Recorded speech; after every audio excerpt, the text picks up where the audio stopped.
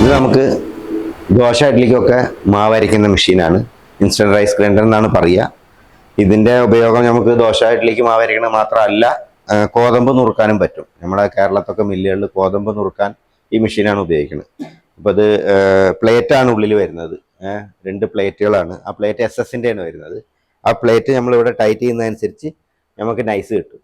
അത് ലൂസാക്കിയിട്ട് ചെയ്യുകയാണെന്നുണ്ടെങ്കിൽ ഈ ഗോതമ്പൊക്കെ നുറുക്കി കിട്ടുകയും ചെയ്യും.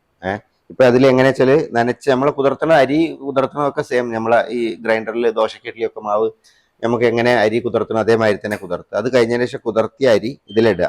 ഇവിടെ ഒരു പൈപ്പ് കണ്ടില്ലേ, ഈ പൈപ്പിൽ നമുക്കിവിടെ വെള്ളത്തിന്റെ കണക്ഷൻ കൊടുക്കുക. കണക്ഷൻ കൊടുത്തിട്ട് ചെറുങ്ങനെ നോബ് തുറന്നു കൊടുത്താൽ ആവശ്യത്തിനുള്ള വെള്ളം, ഓവറായിട്ട് തുറക്കരുത് കേട്ടോ, ചെറിയ അതിലൊന്ന് പോകാൻ ഒരു ഫ്ലോ കിട്ടാൻ മാത്രം തുറന്നു കൊടുക്കുക. എന്നിട്ട് ആ വെള്ളം അങ്ങനെ അരഞ്ഞ് ഈ സാധനം ഓൺ ചെയ്ത് കഴിഞ്ഞാൽ ഇത് ടൈറ്റ് ചെയ്യുക. എത്ര ടൈറ്റ് ചെയ്യുന്ന അത്ര നൈസ് കിട്ടൂടെ നമുക്ക്. നല്ലോണം വൺസ് ഇത് ടൈറ്റ് ചെയ്ത് കഴിഞ്ഞാൽ ഇതിലെ കൂടെ തന്നെ ഇമ്മീഡിയറ്റ് ആയിട്ട് നമ്മൾ ഇതിന് ഇടുന്ന കുതിർത്തിയ അരി ഇതിലിടുന്നത് ഇതിന്റെ അപ്പം തന്നെ മാവായിട്ട് പുറത്തേക്ക് വരും.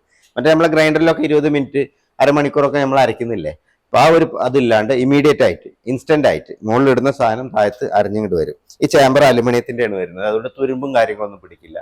പിന്നെ ഉള്ളിൽ വരുന്ന ടീത്ത് എന്ന് പറയുന്നത് SS ആണ്. SS-ന്റെ 304-ന്റെ ടീത്താണ്, അതും തുരുമ്പ് പിടിക്കില്ല.